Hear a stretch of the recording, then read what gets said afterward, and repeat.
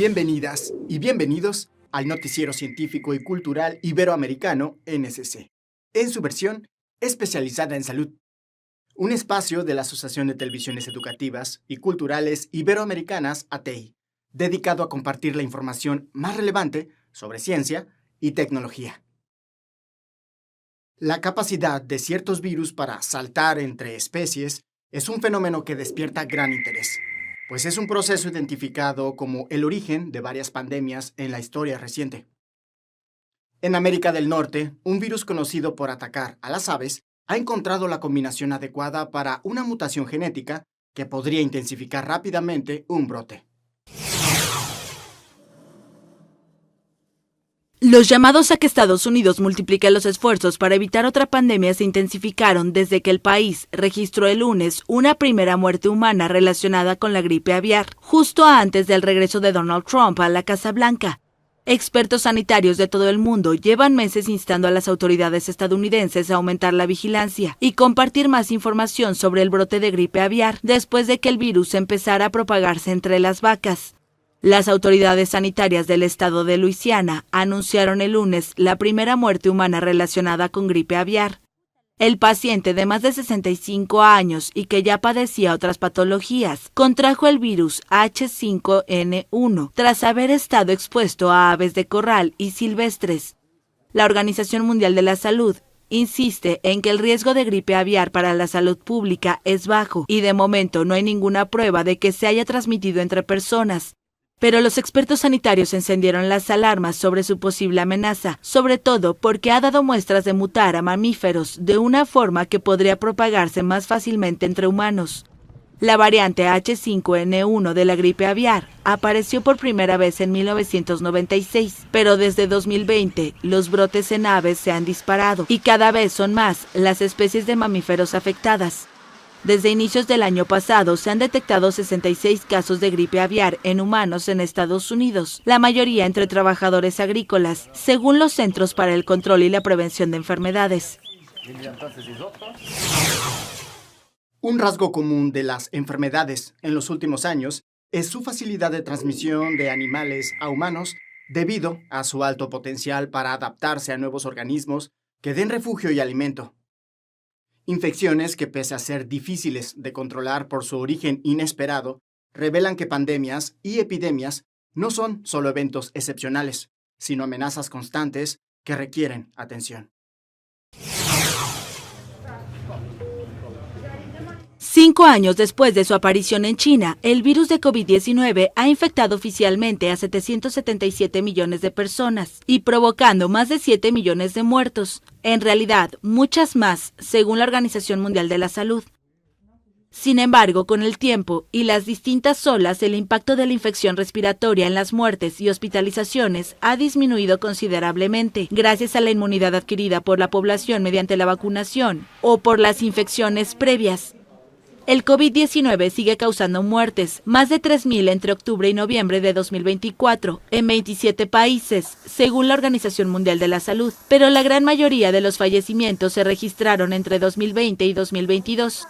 La OMS retiró en mayo de 2023 el nivel máximo de alerta por pandemia mundial.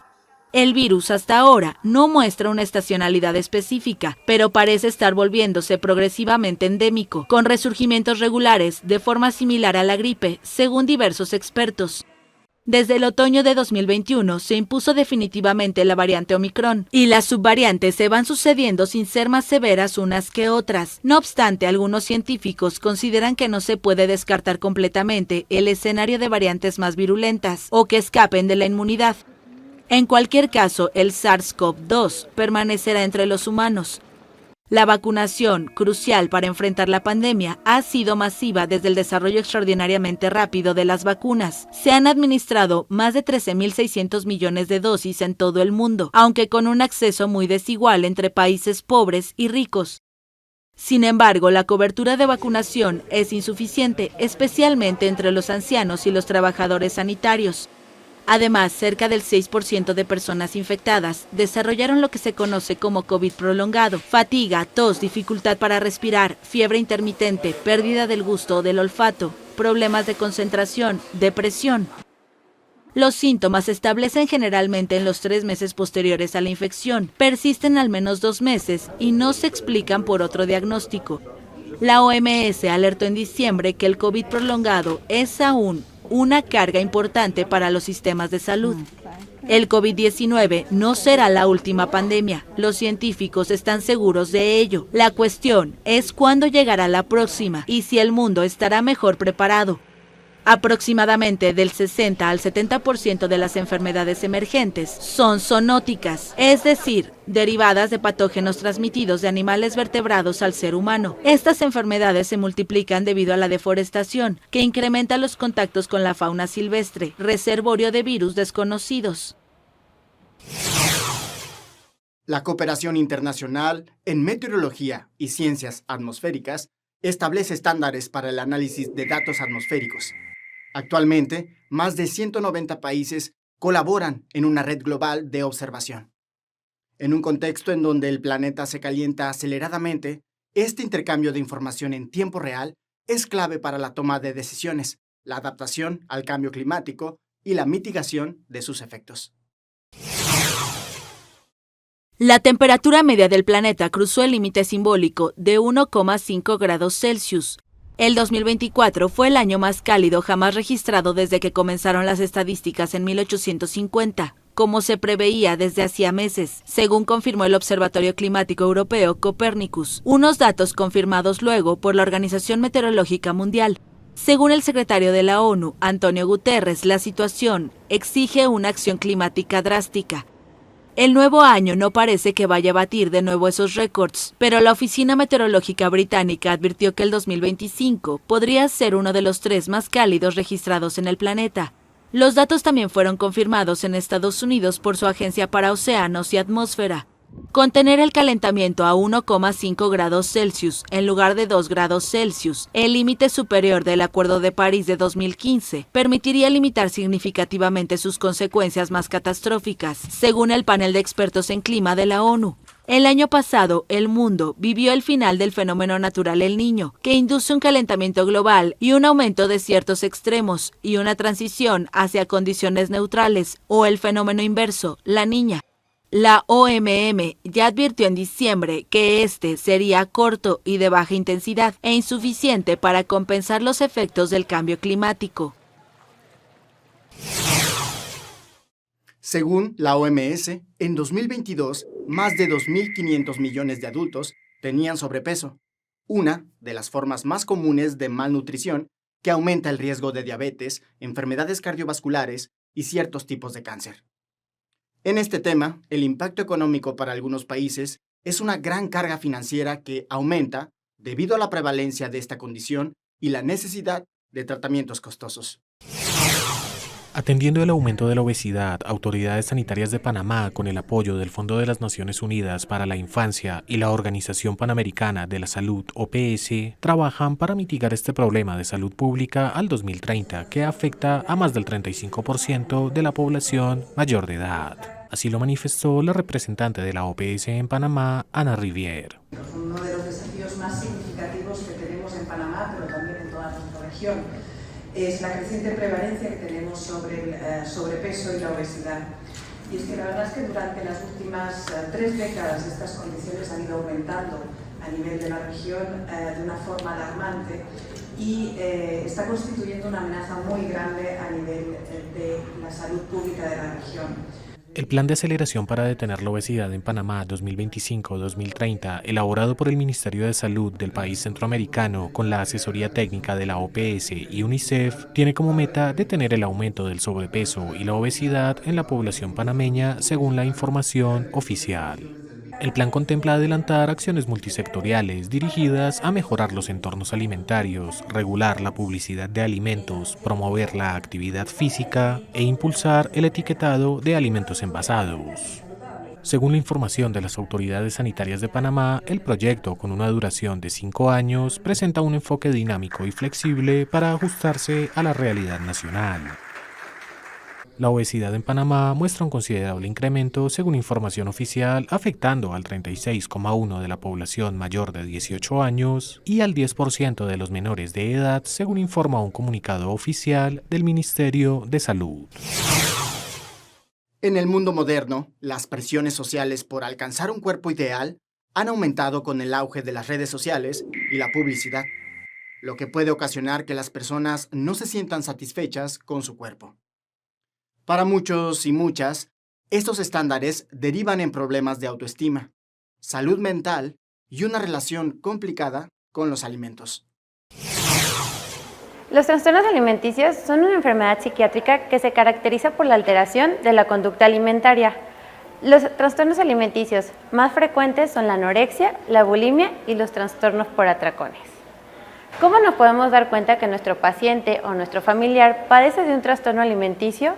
Hay 3 puntos importantes: la disminución del peso de manera acelerada, la disminución en el consumo de alimentos y la obsesión por la comida saludable, por las calorías o por el ejercicio.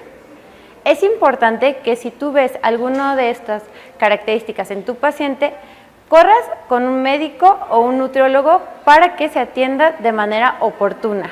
Entre más pronto nos demos cuenta que este paciente padece de esta enfermedad, es más fácil que lo podamos ayudar y que esta enfermedad no se agrave. En muchas regiones del mundo, comunidades artesanas dependen de materiales accesibles para su economía. Sin embargo, algunos de estos recursos contienen metales pesados relacionados a nuevos casos de discapacidad, afectando principalmente a comunidades vulnerables. Una situación agravada por la falta de acceso a materiales seguros y una regulación adecuada. Sebas nació sano, pero a los 2 años comió accidentalmente una galleta manchada con greta, el dióxido de plomo con el que su padre abrillanta la cerámica. Desde entonces quedó en estado vegetativo. Pues convulsionó, se le subió la infección al cerebro. Ya no se pudo controlar. Es un caso extremo de la crisis por intoxicación con plomo que sufre la niñez mexicana. Sus niveles de esta sustancia son el doble que en Estados Unidos. Su uso en productos cotidianos hace que un menor de edad en México tenga 8 veces más probabilidades de tener niveles peligrosos de plomo en la sangre. Pero Óscar debe seguir usando este polvo de plomo porque no puede comprar un horno de gas donde fundir vidriados. No, pues yo manejo hornos de leña porque pues, me sale más, pienso que me sale más económica, porque pues, no tiene uno mucho recurso en esto. En Tecomatepec, la mayoría de sus 1.800 habitantes se dedican a la alfarería. Este otro artesano, Ciro, fue uno de los primeros en utilizar horno de gas. Gracias a un apoyo del gobierno, hace 17 años pudo obtener esta instalación y aplicar esmaltes transparentes. Ha multiplicado su producción y hasta la exporta, aunque su motivación principal fue el miedo a enfermar. Se estima que en México la 1/5 parte de la infancia está expuesta al plomo y puede sufrir problemas de desarrollo. En este pueblito, a 2 horas de la capital, los daños permanentes en el cerebro y el sistema nervioso son evidentes.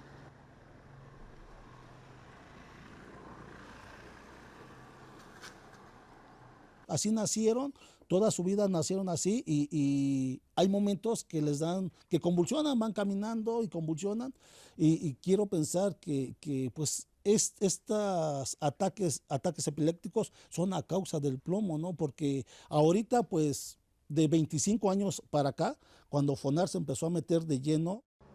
FONART es el Fondo Nacional para el Fomento de las Artesanías. Su programa Barro sin Plomo ha beneficiado a unas 11.000 personas. Aún así, los esfuerzos del gobierno son insuficientes. En México no se cuenta con un registro nacional de sustancias químicas industriales. Esto significa que pueden usarse sin someterse a un análisis de riesgo. La normativa es escasa y además su cumplimiento no está vigilado por ninguna autoridad. Esa es la conclusión del informe Toxicidad Mexicana realizado por CASACEM. El ingente mercado informal de este óxido de plomo comienza a menudo con la masiva importación de baterías de Estados Unidos, como indica en Jalisco la directora de esta asociación civil. Pero definitivamente hay un reciclaje informal de baterías o no de baterías, puede ser de scrap de plomo o de láminas que provienen de baterías que se oxida en muchos otros lugares y que puede llegar a través de cadenas informales al alfarero. Y es ahí donde pretendemos que podamos cerrar la puerta y no al final del túnel. Un túnel envenenado y relacionado con una lucrativa industria de productos domésticos sin control ninguno.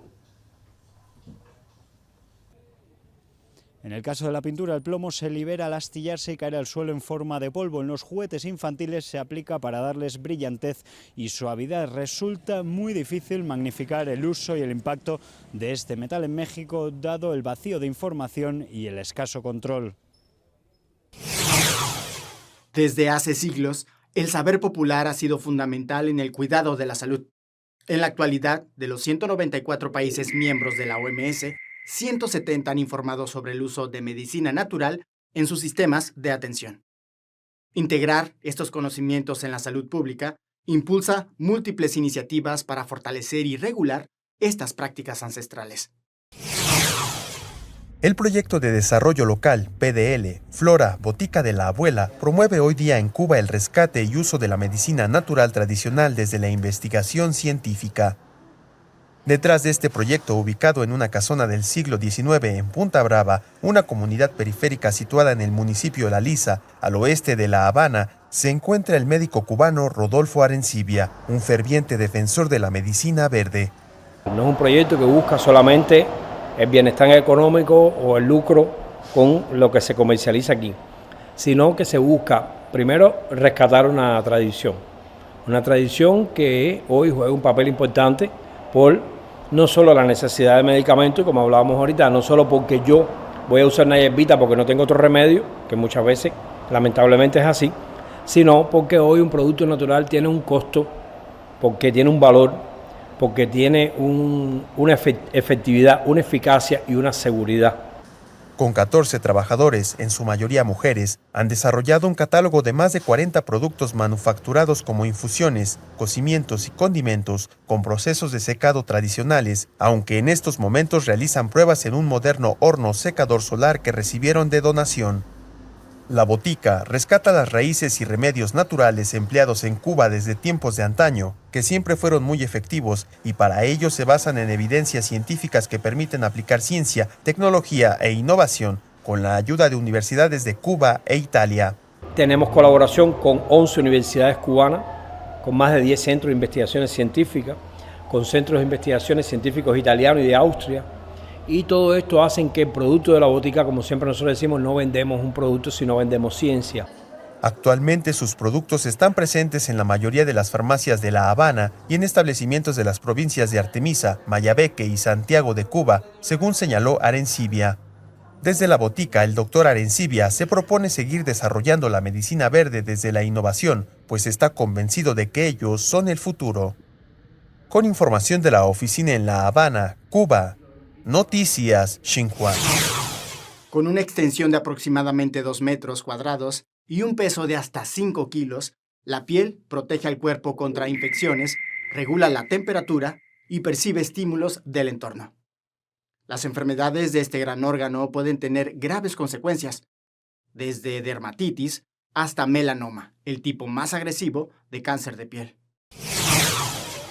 Autoridades peruanas de salud realizaron hasta el sábado en el distrito de Barranco, en la ciudad de Lima, una campaña de despistaje de cáncer de piel con la que buscan frenar de manera temprana la posibilidad de desarrollo en los ciudadanos que puedan padecerlo. La jornada, que se llevó a cabo los días 10 y 11 de enero en la concurrida Playa Las Sombrillas, tuvo también como finalidad informar a las personas sobre los pasos y tratamientos que deben cumplir si son diagnosticados o, en caso de no padecerlo, cómo prevenirlo de la manera más efectiva posible. Paola Esteban, coordinador del voluntariado de la Liga contra el Cáncer, precisó que en esta oportunidad se han enfocado en realizar un despistaje gratuito de cáncer de piel con inspección visual de manchas y lunares, además de ofrecer consejería especializada. Actualmente sabemos que hay cada vez más índices de personas con cáncer de la piel, esto debido también a la falta de chequeos preventivos, falta de esta cultura preventiva que tenemos en el país. Por eso es que estamos nosotros con la Liga contra el Cáncer, con los chequeos e inspección visual de manchas lunares para identificar cualquier lunar sospechoso que tenga la población. El equipo del voluntariado, con dinámicas y juegos, han ayudado a compartir a las personas que llegaron al lugar el importante mensaje de la prevención, con la finalidad de que más ciudadanos se animen a realizarse continuamente los chequeos tempranos si notan algo anormal en la piel. Según cifras ofrecidas por el Centro Nacional de Epidemiología, Prevención y Control de Enfermedades del Ministerio de Salud, en el periodo 2021-2023 se registraron en este país sudamericano al menos 3.525 casos de cáncer de piel. Se debe mencionar que en Perú, cuando una persona tiene un diagnóstico certero a través de una biopsia, es derivada al Instituto Nacional de Enfermedades Neoplásticas para que a través de un oncólogo se le asigne un tratamiento especializado según el nivel del cáncer. Con información de la oficina en Lima, Perú, Noticias Xinhua. Gracias a la introducción de las vacunas, se han erradicado enfermedades como la viruela, que causaba millones de muertes antes de su eliminación en 1980. Las vacunas previenen entre 4 y 5 millones de muertes al año, protegiendo no solo a quienes reciben la dosis, sino que también contribuyen a la inmunidad colectiva, reduciendo el riesgo de propagación de bacterias peligrosas o virus como el siguiente. Nicaragua dio inicio el lunes a la primera jornada de vacunación contra el virus del papiloma humano, VPH, del año, con prioridad para niñas de 10 y 11 años. Meiling Mora, responsable del programa ampliado de inmunizaciones de Managua del Ministerio de Salud, dijo que las vacunas se aplican de forma segura y accesible. Los cuales se han preocupado de que esta vacuna sea de forma accesible, gratuita a la comunidad, a la familia, ¿verdad? Para prevenir estas grandes enfermedades como es un cáncer cervicouterino por virus del papiloma humano. Mora explicó que la vacuna está disponible en centros y puestos de salud y también se ofrecerá en ferias de salud en sitios alejados de la ciudad. El objetivo en el departamento de Managua es suministrar más de 51,000 dosis. Antes no se veía eso y hoy en día ya tenemos esa oportunidad de tener esa vacuna y ya está gratuita.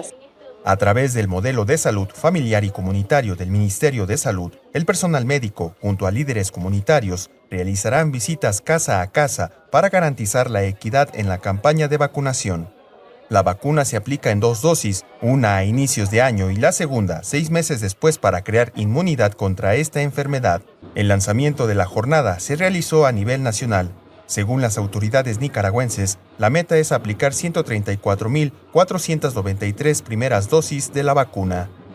Con información de la oficina en Managua, Nicaragua, Noticias Xinhua. Gracias por acompañarnos en el Noticiero Científico y Cultural Iberoamericano NSC, especializado en ciencias médicas y tecnología enfocada en salud. No se pierdan las emisiones de Ciencia, Tecnología y Cultura con Iván Carrillo y Ana Cristina Olvera. Gracias a los socios de ATEI que a través de sus plataformas hacen posible esta transmisión. Agradecemos también a las agencias informativas AFP, EFE, Xinhua y Deutsche Welle. Visiten noticiasnsc.com y síganos en redes sociales. Nos encuentran como NSC Iberoamérica. Soy Jonas Birmar. Cuídense mucho. Hasta la siguiente.